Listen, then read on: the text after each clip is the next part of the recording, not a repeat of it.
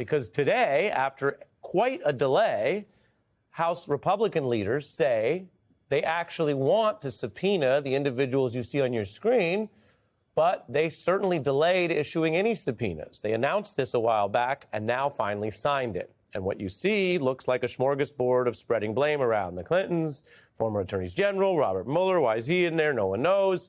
Barr, who actually was attorney general, overseeing the DOJ and the Bureau of Prisons when Epstein died and when, of course, those videos disappeared. The committee also says they'll subpoena the DOJ for the documents which Donald Trump and his allies and Pam Bondi claimed they would release and never did. On the DOJ side, they're discussing whether to release audio from their unusual interview with the Epstein conspirator, Ghislaine Maxwell. One of the oddities, and victims' families say hypocrisies, of this entire Republican obsession is that so far the main thing that's happened within the Justice Department is leniency for Maxwell going to an easier prison. So Republicans are trying to use the subpoenas to feed headlines that they might want to get to the bottom of this, but they delayed signing them, and they have subpoenaed individuals like Mueller to kind of make a mockery of the whole thing. Now, here is how it's playing out in red states. Why are you covering up the Epstein files? We're joined by New York Times Magazine writer Emily Bazelon. Welcome back. Thanks so much for having me. I mentioned first the suspicious timing. I mean, there's so much here, but we know how it works. So sometimes our job is to make sure we tell viewers why we're seeing headlines. If you go on the internet right now, you see Republicans subpoena all these people. But why did it take so long for Comer, for example, to even sign these subpoenas? I mean, one can imagine that he was hoping, and Republicans are hoping, that the story was going to die, right? Because Trump wants to put it to rest, has made that very clear. He's very impatient with his supporters who are insisting that they want more information.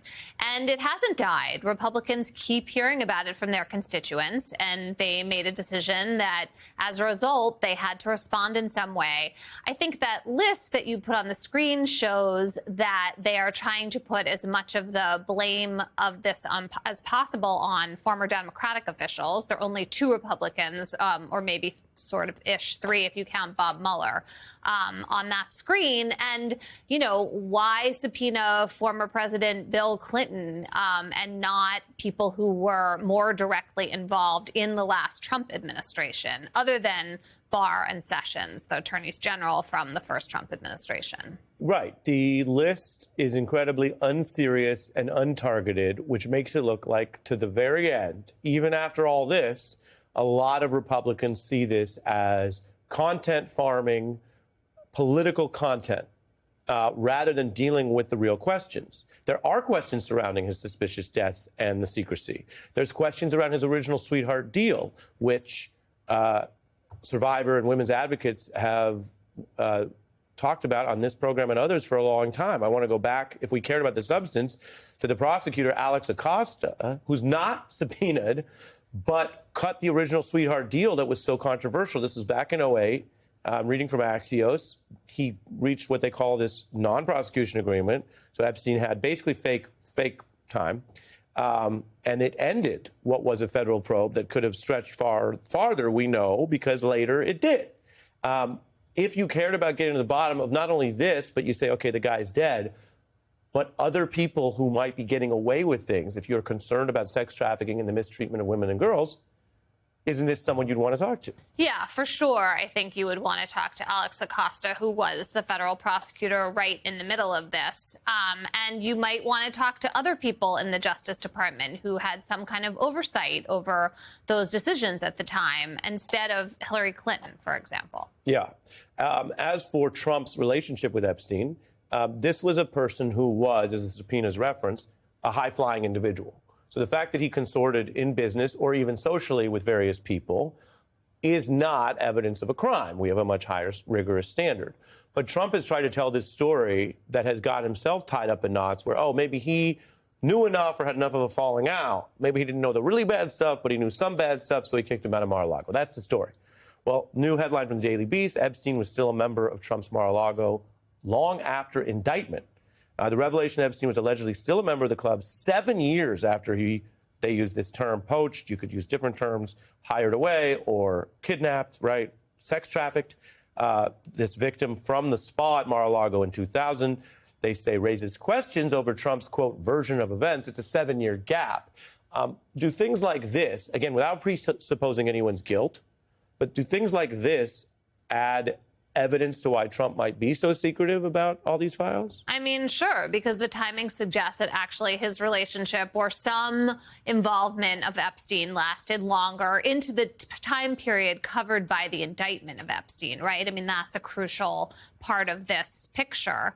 And who knows what exactly was going on. But also this whole idea that someone, quote, stole a person who was working as a masseuse at Mar-a-Lago, that she was a victim or could have been a victim of some of Epstein's sex crimes. That's also super fishy and makes you wonder what exactly the folks at Mar-a-Lago knew about what was happening. Just that word stole is such a strange word to use in this context. And yet that was what Trump said.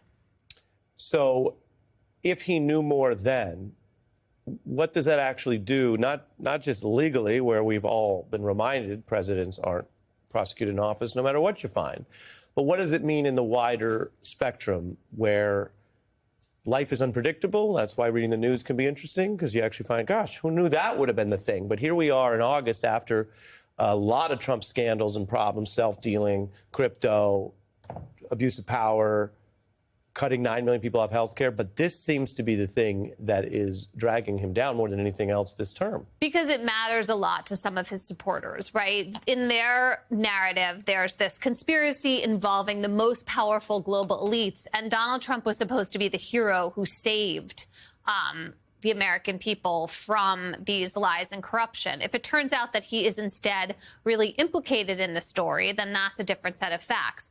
In a sense, it's strange that there is so much resistance to the idea that he's implicated, because whether or not there was criminal activity, we've had these pictures of him with Epstein, this knowledge of them knowing each other socially quite well for a long time. So the idea that he's completely unsullied by all of this is like hard to understand how that was part of his supporters' view.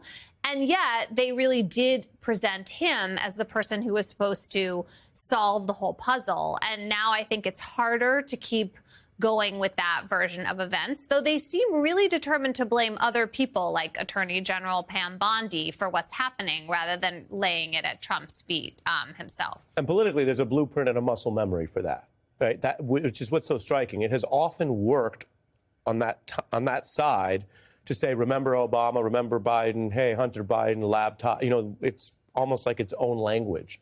But you're saying that here, the ultimate discovery that they thought they had Luke Skywalker at the head of their team, and it's actually Darth Vader, what, could change the trajectory of the second term? I mean, maybe. You certainly could imagine it shaking the faith of some of Trump's own supporters. And that's why I find this leniency for Ghislaine Maxwell puzzling. I mean, I guess if she exonerates Trump so much or gives them something else they think is useful, that is meaningful. But who is going to believe that if there's a quid pro quo, if she gets pardoned or some kind of better treatment in prison, which is already happening because she's now in minimum security when she wasn't before? All of that set of questions surrounding how the Trump administration is dealing with her, I find quite puzzling if the whole idea is to show how seriously they took this sexual abuse and how bent they are on punishing people for it.